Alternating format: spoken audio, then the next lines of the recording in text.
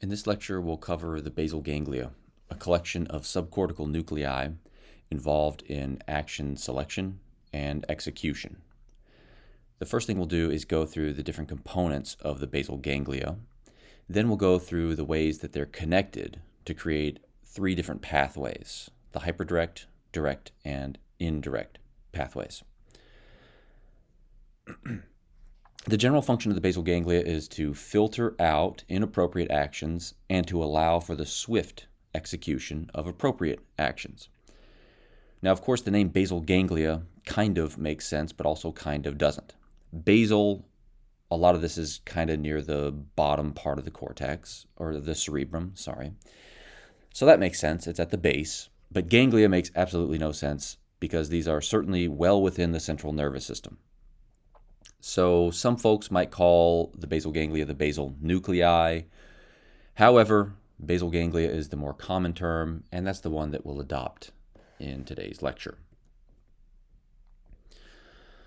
So we have a collection of nuclei below the cortex that allow us to select motor programs. Those collectively are the basal ganglia. The first one we come to is the striatum. It's called that because axons run through it, giving it a striated or striped appearance. There are 2 to 3 subdivisions, depending on how you want to cut the striatum up. The dorsal striatum and the ventral striatum would be 2 broad distinctions. You can further subdivide the dorsal striatum into the caudate and putamen. The caudate running more medial and the putamen running a little more laterally. Whether you want to separate those doesn't really matter. The internal capsule, that black fiber band right here, certainly separates them, but functionally they're very similar. They're both involved in motor function. That is, should I execute an action? The ventral striatum, or the nucleus accumbens, sitting kind of down here, this will be more important when we talk about the limbic system, because this deals more with the emotional aspects of action selection. That is, it provides the motivation for us to execute actions. Within the striatum, largely what we have are spiny projection neurons. These are also called medium spiny neurons, and that's why we see the MSN written here. They're about medium-sized. That's why they had their original name, medium spiny neuron. Nowadays, though, they're more commonly called spiny projection neurons because they project out of the striatum. And as you can see, these comprise the bulk of striatal neurons, 90 to 95%. So they have dendritic spines, hence spiny, and they project outward. They are all GABAergic, and this is a common theme. Within the striatum, we have local neurons as well. There's the large A-spiny neurons. These are cholinergic, so they provide a little bit of acetylcholine tonically to the rest of the neurons. As we'll see later on, this biases us toward indirect pathway activity. And then finally, we have a couple different types of local GABAergic interneurons, so small and medium A spiny neurons. So they're about the same size or smaller as the spiny projection neurons, but they have no spines. And they also don't project outward. They just provide a little bit of inhibition to the spiny projection neurons, making sure they're not active unless it's appropriate for them to be active. We do, of course, have some excitation. That is, we have glutamatergic input from the cortex. So the striatum is the input. This is the big input nucleus of the basal ganglia. So when we're debating an action, the cortex projects into the striatum to let it think about whether that's an appropriate action or not. And that glutamate, of course, comes from our motor cortex. That glutamatergic input falls on the spines of our spiny projection neurons to excite them or not, depending on what other type of activity is going on.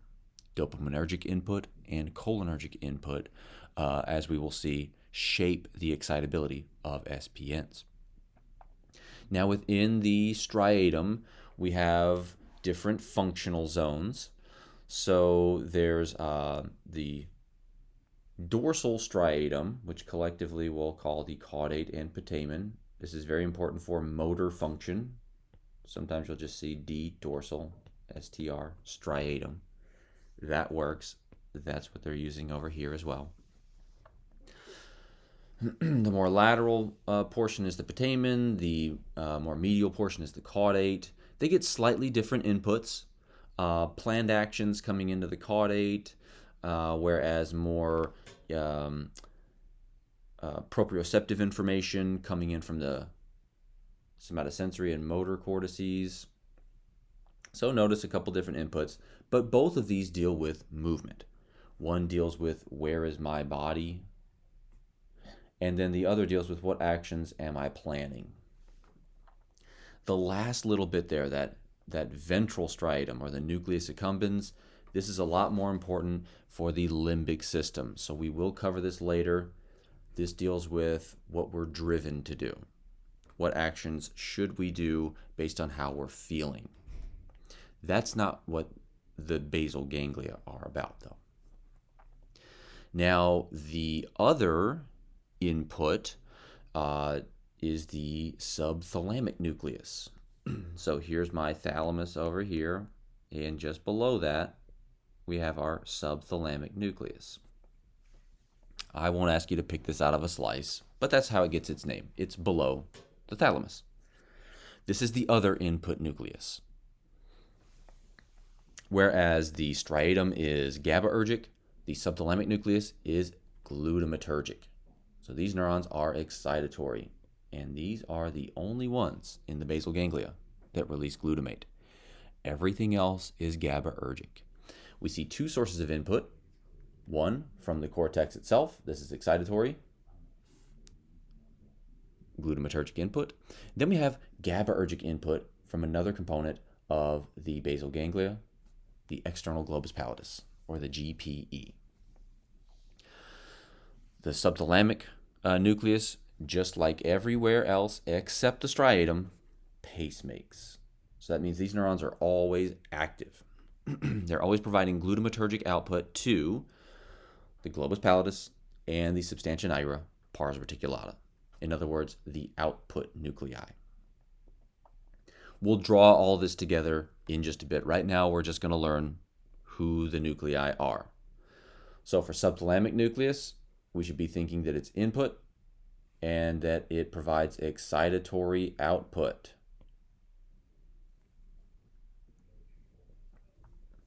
This, of course, has a body map. Here we can see within the subthalamic nucleus, we have a couple different body maps here. We get input from different parts of the cortex, certainly from the eye fields, so we'll help control the movement of our eyes. We also have input from the motor and somatosensory cortices. But notice there's organization. The head is next to the arm, is next to the leg. If we damage different parts of the subthalamic nucleus, we'll see alterations in motor patterns of those associated regions. For example, if we damage more medial or central components, of the subthalamic nucleus, then we'll see changes in motor output of the legs. And we can see how the subthalamic nucleus fits into this pathway. We'll come back to this picture in a bit, but notice we've got two inputs, the subthalamic nucleus on the left and the striatum on the right. The output nuclei are the GPI and SNR, that is the internal globus pallidus and the substantia nigra, pars reticulata. These are outputs, so they talk to the thalamus. That's their target, and they are both GABAergic. These also pacemake. That means that they tonically inhibit the thalamus, telling it no, no, no, no, no, no, no. So my internal globus pallidus is here, telling the thalamus no, and my substantia nigra, pars reticulata, is down there. So collectively, we're always telling the thalamus no. No is the safe bet when it comes to performing some activity. Is it a good idea? Most likely it's not. So unless proven otherwise, the basal ganglia are there to say no to motor output. Going back to our model, we have our two inputs, the striatum and the subthalamic nucleus. Both of them project to the output. Now notice if we activate the striatum, that decreases output here. So we have less inhibition of the thalamus, thus it's going to be more active. That is, we do stuff, we go. Input from the STN, of course, increases activity of the output nuclei, decreasing activity in the thalamus, and thus we will not go. So we have a couple different pathways we can see already that have polar opposite effects on motor activity. One favors movement, the other doesn't. Now the pattern of inputs onto the GPI and SNR vary between the striatum and the subthalamic nucleus. We've got our green subthalamic nucleus neuron over there on the bottom. It provides broad input, targeting many neurons in the GPI. That's what these little yellow fellers are here in the middle. Let's clean this up a bit. So my yellow central neurons, these are the output neurons in the GPI. The STN, the subthalamic nucleus, you can see targets all of them. So it provides broad excitation, whereas the striatum provides focal inhibition. So the STN generally says no, and the striatum selectively approves certain actions. So say no to everything except the thing that we want to do. This will come up again when we put together our model of the basal ganglia. Just like we have maps in the STN and in the striatum, we also, of course, have maps in the SNR and GPI. The substantia nigra, pars reticulata, has more of a face map, as you can see here. It has a map for the eyes. So this is very important for moving our eyes. Remember, we go through the basal ganglia whenever we initiate saccades. And we also have a map of the face. The GPI, on the other hand, has a map of the body. So here's my GPI over here. Notice we're kicking off some of the face. That's over there on the SNR. So as far as the limbs go, here's where we have our maps over here in the GPI. So we still have body maps, it's just distributed across the two output nuclei. Then we have the middleman, the external globus pallidus, and that's right here. So the internal globus pallidus is right here. Notice it's a little more medial, thus internal. It's called the pale globe because of the myelinated axons that run through it, making it a little paler in a slice. Since we've stained myelin black here, you'll notice it's a little bit darker than the nearby striatum. The GPE receives inhibitory input from the striatum and provides inhibitory output to the output nuclei as well as the subthalamic nucleus. So the GPE has two sources of input: inhibition from the striatum, excitation from the subthalamic nucleus. The GPE then provides tonic inhibition back to the striatum, but we'll forget about that, the subthalamic nucleus, and then the output nuclei. The GPE, of course, has a body map, as we can see here, getting input from motor cortices. So we again have the head next to the arm, next to the leg. And as we can see here, the GPE talks to everything. So the basal ganglia are a mess. But we're going to put this together into 3 clear pathways to hopefully understand how the basal ganglia shape motor output. Before we move on, we have to talk about the source of dopamine. This leads us to the other part of the substantia nigra, the pars compacta. That's the SNC not the SNR. The SNR is the output nucleus. The SNC is where dopamine neurons live. These dopamine neurons project to the striatum. This will change the relative activity in the direct and indirect pathways. Now, dopamine neurons normally die off as we age for a couple of reasons. First of all, they have incredibly large terminal fields. That is, they have big axons. So largely, we're going to talk about the substantia nigra pars compacta projecting into the striatum, the caudate putamen, right? Keep in mind they do project everywhere, but here's where we're going to focus. Now, those large axons can be traced, and this is an example here from a single neuron down here in the SNC. They traced its axon, that's shown in red. Notice it branches here. So now we're tracing two different paths of the same axon. And notice it's hitting from top to bottom and front to back in my striatum. That's CPU, caudate putamen. That enormous axon makes the dopamine neuron a little more expensive. And that's all a terminal field means. We got a big axon. It's the field that the axon terminates onto. So we're talking to a fairly large area of the striatum, and therefore we're going to have to move a whole lot more ions. We got a big axon. Moving more ions means you have to pump them back across, so we're running up a bill. And the pacemaking of dopamine neurons is driven not with sodium, but instead with calcium.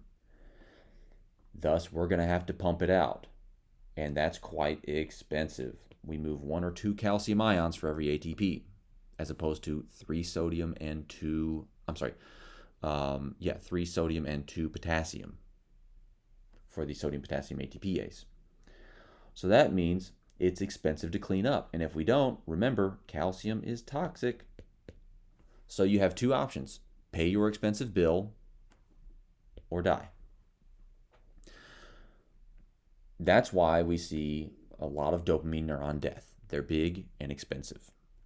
And therefore, they eventually succumb to either calcium toxicity or oxidative stress. That is, all the ATP they have to synthesize leads to free radicals.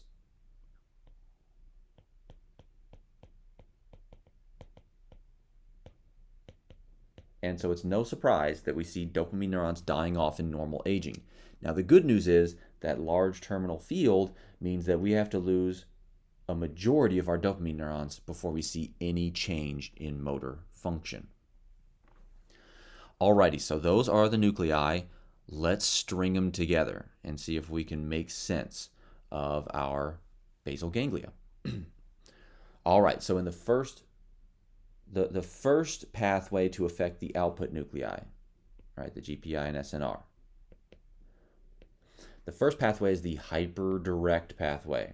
Now, this was discovered after the direct pathway, so they had to come up with a name that's even more direct than direct, hence hyperdirect.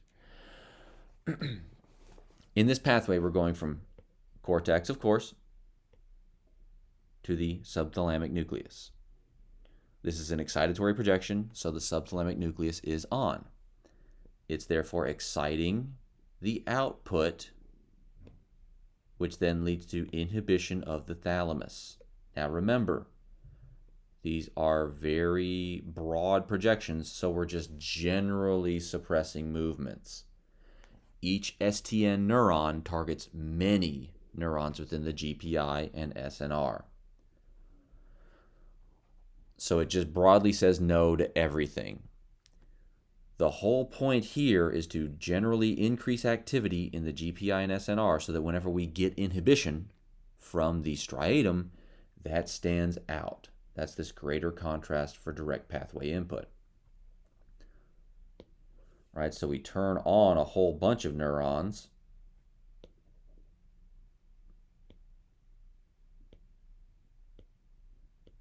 Making them more excitable, and that way the inhibition from the direct pathway allows that one inhibited neuron to stand out a whole lot more. When we have lesions within the subthalamic nucleus, there's my general projection there. When we have lesions within the subthalamic nucleus, we see hemiballismus. That is, we see large amplitude ballistic movements. So here we can see in the lower limb here especially, we're getting involuntary large amplitude movements. That's because we've lost the general suppression of movement, right? Recall that's the function of the STN. Generally activate the output nuclei so they tell the thalamus no. Just generally no. Then we have the direct pathway, right? So after that 5 to 8 milliseconds, now we are 15 to 20 milliseconds down the road, so a little bit later, after the general excitation of my output nuclei, then the direct pathway comes on. And that's a direct projection from the striatum to the output nuclei. Remember, this is focal.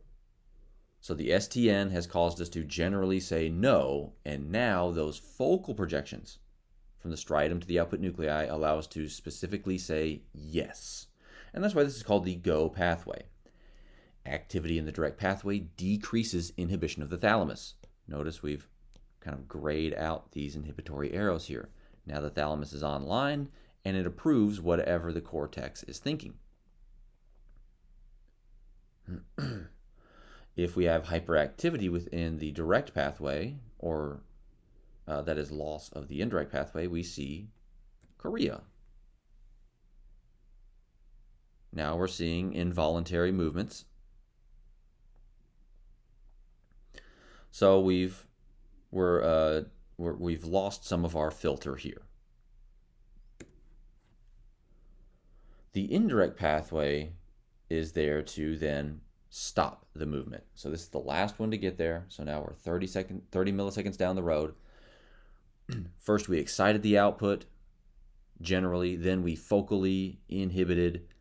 Now we need to increase output from the basal ganglia to terminate the action. That's where the indirect pathway comes in. All right, so we're again in the striatum. Now it's not a direct projection to the output. We're going to go indirectly through the GPE. So we inhibit the GPE. Therefore, it's not inhibiting the output, nor is it inhibiting the STN. That, of course, leads to an increase in activity in my output nuclei, and therefore we inhibit the thalamus. That is, it does no longer approve actions. Now it's putting an end to the action.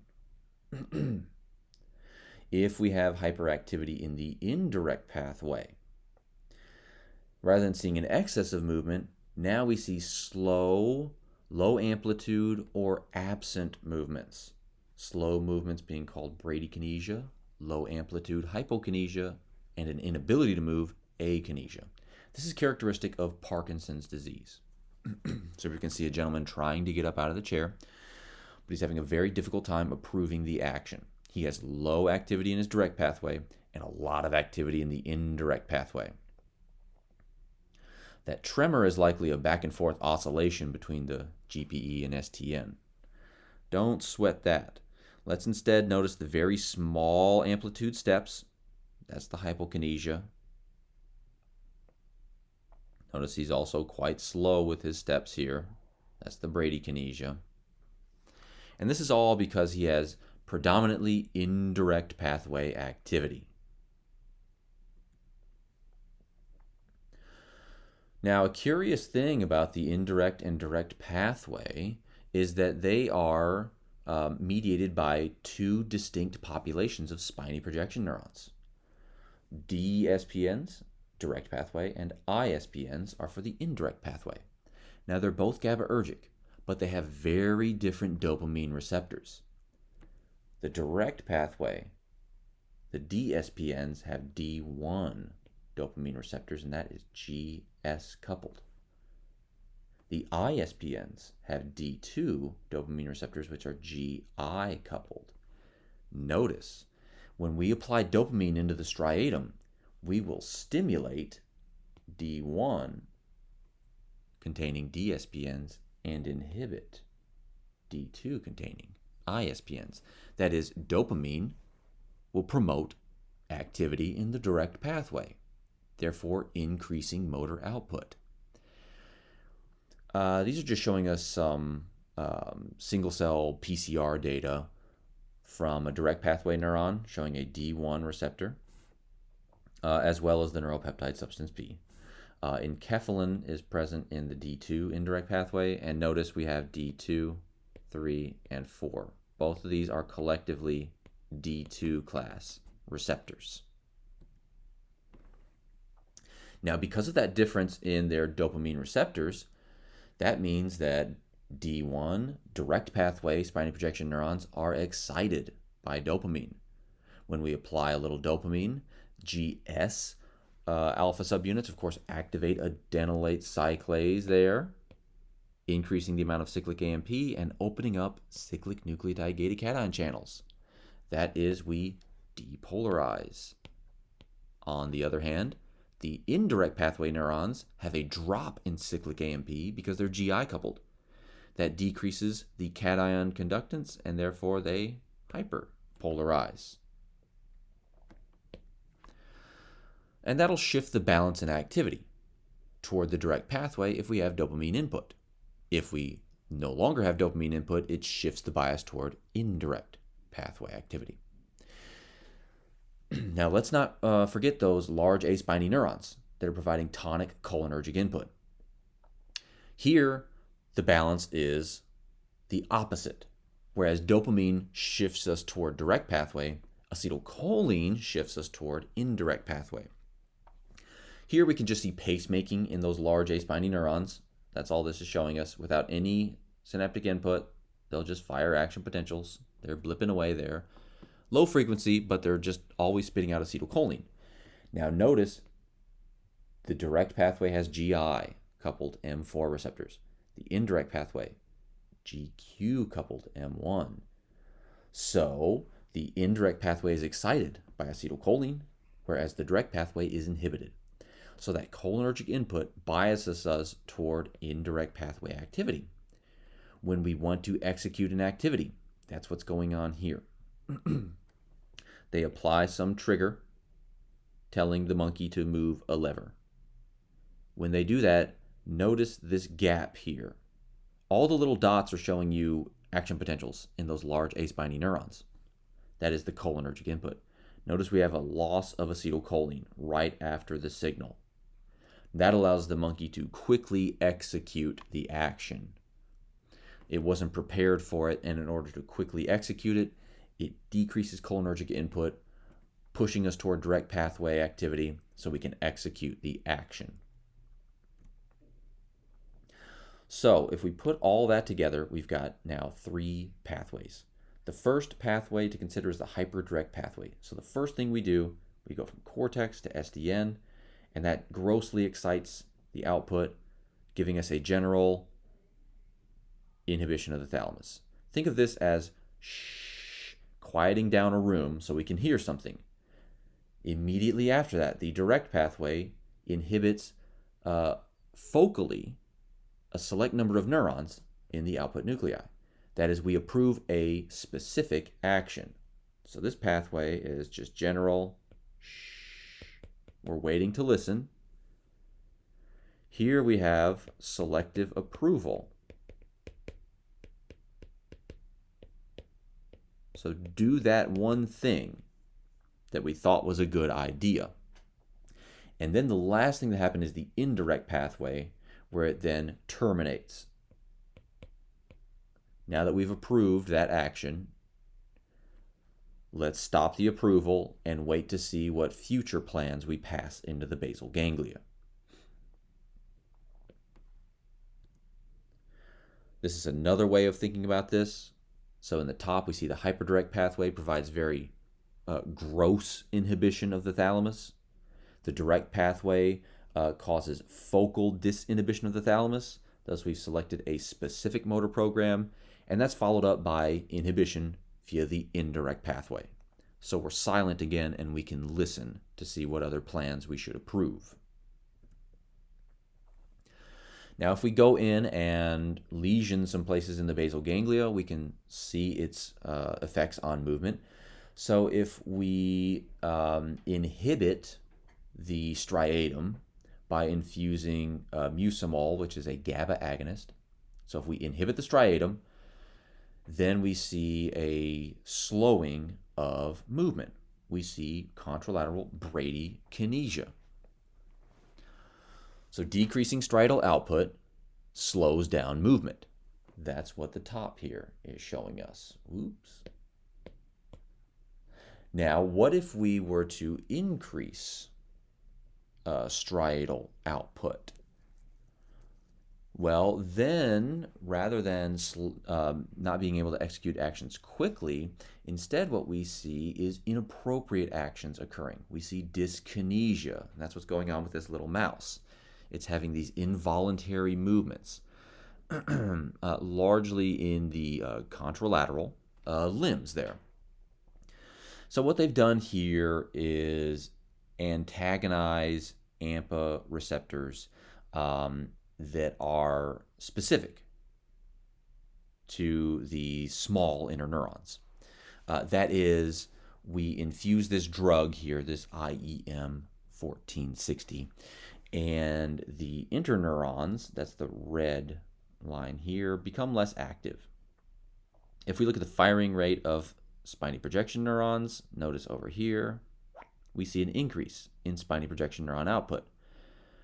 That's what this blue increase is showing us here. So we don't inhibit spiny projection neurons, therefore they are more active. When that happens, we see involuntary movements in the mouse, and that's just plotted over here. So striatal activity allows us to swiftly execute appropriate motor programs. If the striatum is just grossly active, then we see inappropriate motor program execution, that is dyskinesia. If the striatum is less excitable than it should be, we see bradykinesia.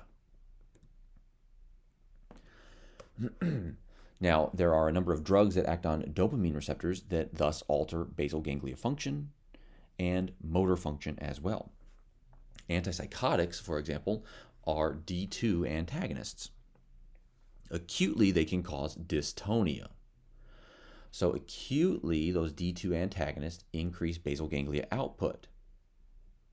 Therefore, it becomes hard for us to execute appropriate motor programs to break us out of the dystonic state. So notice this gentleman can't close his mouth. He can't approve the close your mouth motor program. And therefore, he's locked in a dystonic state.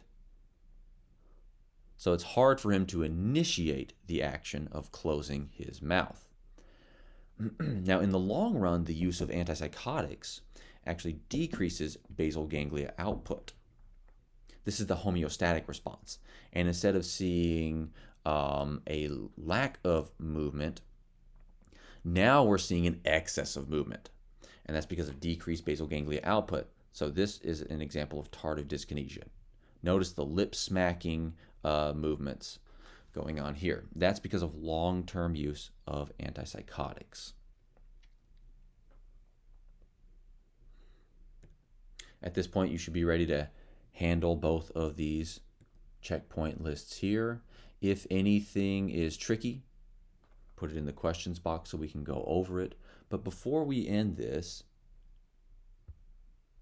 let's string together our basal ganglia and make sure we can make some good sense of these. So in our hyperdirect pathway, the cortex excites the STN, and the STN then excites the GPI and SNR.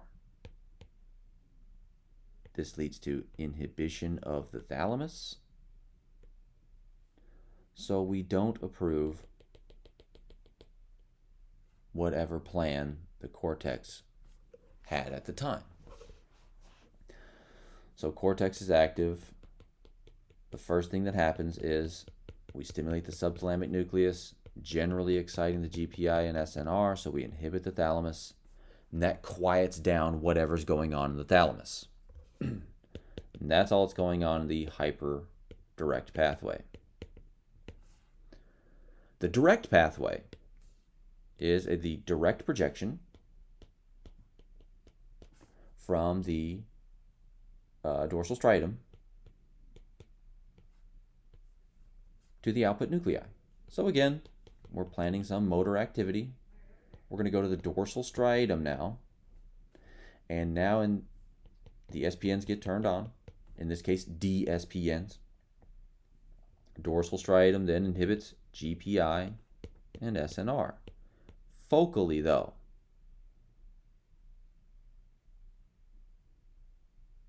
that leads to then a decrease in activity here. So we're not inhibiting the thalamus. Therefore, neurons in the ventrolateral and ventral anterior thalamus approve the motor program.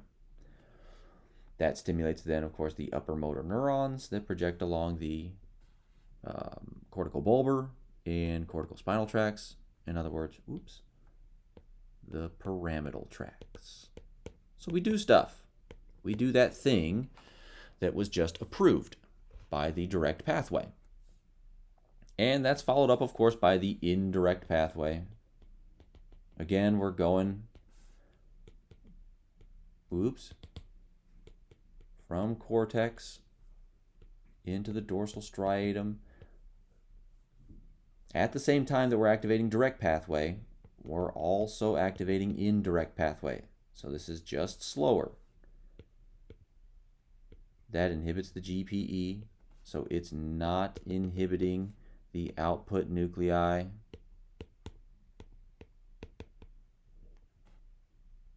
Therefore, we are inhibiting the thalamus, and that quiets down the thalamus. So we don't have motor output. What's my balance then between activity in the direct and indirect pathway? Two things to think about. So we got our DSPNs and ISPNs. Dopamine stimulates DSPNs via D1 and inhibits ISPNs via D2, dopamine receptors. Right? GS, GI. Acetylcholine, on the other hand, inhibits DSPNs via M4, muscarinic receptors, those are GI, and stimulates SPNs via M1, muscarinic receptors, those are GQ. So notice we have tonic acetylcholine release, and we also have, to some degree, tonic dopamine input, but here this is more phasic. Is it a good idea? When I've done this in the past, has it worked out for me? If it has, then when we think about that action, we're very likely to stimulate dopamine neurons in the SNC. If we have a burst of dopamine input, that shifts the balance.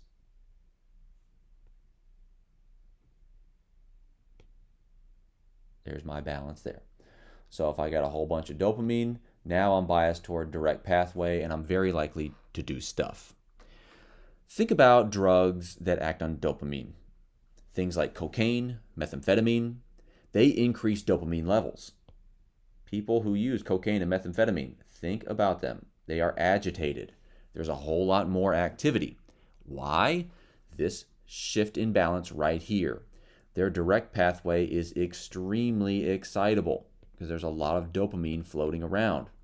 And therefore, they are prone to movement, and they'll talk your ear off because mostly what they're getting is a lot of direct pathway activity, very little indirect pathway activity.